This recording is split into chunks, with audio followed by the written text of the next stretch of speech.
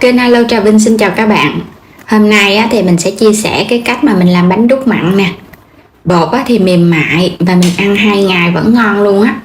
Bánh có kết hợp với nước cốt dừa, béo và thơm. Bột thì mềm mềm, ăn cùng với rau nè.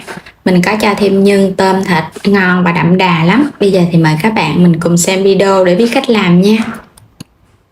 Đầu tiên thì mình chuẩn bị 200g bột gạo lọc á. Các bạn dùng loại mịn cũng được. 50g bột năng, thêm muỗng cà phê muối nữa nha, cho cái lớp bột của mình nó ngon. Rồi bây giờ pha bột ha, mình cho hết 200 bột gạo nè, 50g bột năng là 250g, thêm muối vô. Và cái lượng bột này thì mình sẽ dùng 500ml nước nha, các bạn sẽ cho nước vô. Rồi bây giờ mình sẽ trộn đều lên. Bột gạo lọc thì cái bánh của mình nó sẽ có cái độ dai dai, còn nếu mà không có thì mình dùng tinh bột gạo loại mịn cũng không sao, sẽ rây nó lại để cho nó sạch hơn á. Cái bột gạo lọc này thì nó hơi dơ, cũng như là mình rây cho bột nó mịn nữa. Rồi bây giờ các bạn rây trở lại cái thau ha, để mình cho trong cái không gian cái thau cho nó rộng rộng á. Cho lấy hết cái tinh bột ở bên dưới luôn, mình không có bỏ nha. Rồi bây giờ vậy là được rồi đó, nó sạch rồi. Cái phần bột này mình trộn với nước là 500ml trước, xong bây giờ mình sẽ cho tiếp nước cốt dừa. Nước cốt dừa ở đây mình dùng là 300ml nước cốt dừa ép ra từ 300g dừa khô nạo. Trộn đều lên.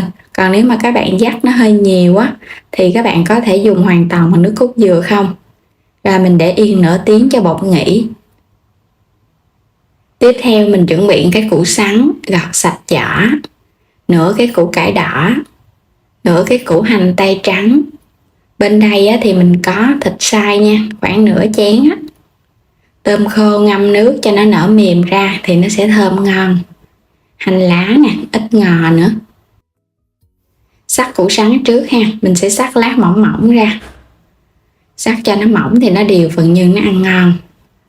Rồi cũng xắt sợi lại. Củ sắn thì trong các loại nhân mình cho vào nó ngọt lắm. Sẽ xắt hạt lựu nhỏ nhỏ lại cho nó đều nhau. Rồi xong rồi cái mình để qua bên. Cà rốt mình cũng làm tương tự, rồi cái mình xắt lại hạt lựu nhỏ nhỏ cho nó đều. Củ hành tây này cái củ cũng hơi lớn nên mình dùng nửa củ, còn nếu các bạn dùng củ nhỏ thì dùng nguyên củ luôn. Mình thái nó vậy cho nó nhanh. Rồi cũng xắt hạt lựu lại luôn ha. Hành lá và ngò thì xắt nhỏ nhỏ ra, một chút nữa mình nêm vào nhân. Trước hết thì cho củ hành tây vô xào với 2 muỗng canh dầu. Xào cho cái củ hành này nó dậy mùi thơm thì mình sẽ cho thịt vô mình xào với lửa lớn nha, để cho phần thịt của mình nó săn lên nó không có bị ra nước nè, nó sẽ tơi rời nữa. Phần thịt vậy là được rồi, các bạn sẽ cho tiếp củ vô ha, củ sắn và cà rốt xắt hạt lựu nè. Xào phần nhân này thì không có khó. Nếu các bạn thích cho nó chín thì mình xào hơi lâu một chút, còn thích giòn giòn thì mình xào một chút thôi. Rồi mình cho tôm khô vô luôn. Cũng xóc đều lên. Phần tôm khô này mình ngâm nước trước thì mình xào vô nó mềm và nó thơm. Nêm vào trong này muỗng canh đường, muỗng canh hạt nêm, thêm chút xíu muối, muỗng canh dầu hào. Rồi đảo tất cả gia vị lên, cho gia vị nó thấm đều vô. Cuối cùng là mình sẽ cho vô một ít tiêu xay. Mình xào 9/2 thôi thì nó sẽ có cái độ giòn và nó giữ được cái độ ngọt ngon. Các bạn để lửa lớn thì nó không có ra nước đâu. Xong rồi mình hãy cho hành ngò vô cuối cùng, rồi cái mình tắt bếp luôn để qua bên. Để làm phần bột thì mình nấu ở đây nồi nước sôi. Các bạn sẽ để nguyên cái thau bột lên nha. Mình làm vậy khỏi cần phải khuấy trùng nè, mà làm vậy dễ lắm các bạn, để lửa nhỏ từ từ thôi. Cái mình khuấy đều vậy nè. Bột của mình hồi nữa nó sẽ đặc lại nó sệt sệt. Đây là cái bước mà mình khỏi cần khuấy trùng, mà mình giúp cho bột nó không có bị lắng ở dưới đáy, cho vào trong khuôn hấp bánh nó đều hơn. Rồi bây giờ nó sệt rồi ha, mình khuấy chút xíu nước ở dưới nó sôi nó đụng vô trong cái thau thì làm cho cái thau của mình nó nóng, bột nó sẽ sệt lại. Rồi vậy là được rồi ha, mình sẽ nhắc ra khỏi cái nồi nước sôi. Làm cái này mình thấy khỏe hơn và không có bị óc trâu nữa. Mình chuẩn bị ở đây là những cái khuôn silicon, thoa sơn, lớp dầu. Còn không có khuôn này thì các bạn dùng khuôn nhôm cũng được. Mình thoa dầu xong thì sẽ gót bột vô luôn. Đây là cái khuôn chống dính á, cho nên là không có cần phải hấp khuôn nóng trước. Còn nếu các bạn dùng cái chén hay là cái khuôn nhôm á, thì mình cho lên trên cái nồi nước mình hấp cho nó nóng trước nha. Rồi cái hãy cho bột vô. Vậy á, thì bánh không có bị dính vô khuôn. Sẽ gót cho nó đầy khuôn luôn ha. Khuôn này á, là khoảng 80g á. Chất hết vô trong cái nồi. Thì bắt sẵn nồi nước sôi ha. Mình hấp cái gì mình bắt sẵn nồi nước sôi dễ tính thời gian. Nước đã sôi thì mình hấp 15 phút với lửa vừa thôi là bánh nó chín nè. Đủ thời gian á, là bánh chín. Bây giờ các bạn sẽ có thể kiểm tra, mình thấy cái lớp bột nó trong và mình xăm vào giữa khuôn á, dở lên không có thấy bột ướt là nó chín.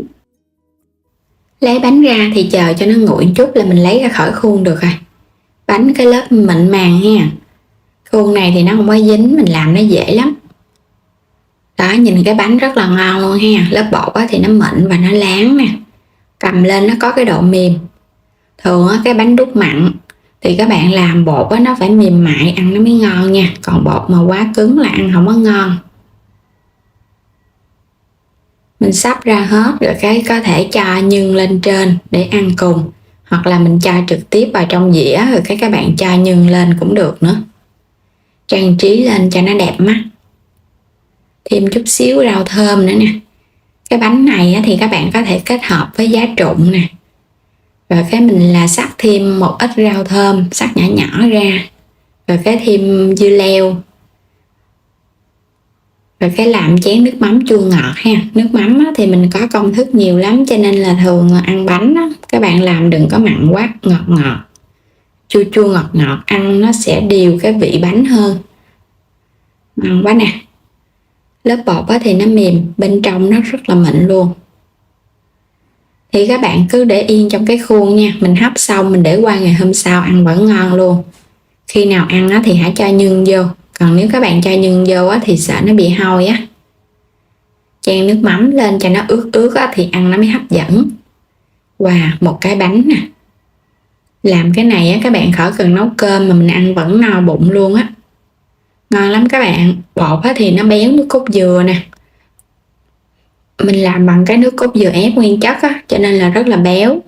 Còn các bạn dắt thì có thể dùng cái nước dảo mình thay cái nước lọc luôn, khỏi cho nước lọc. Ngon hấp dẫn.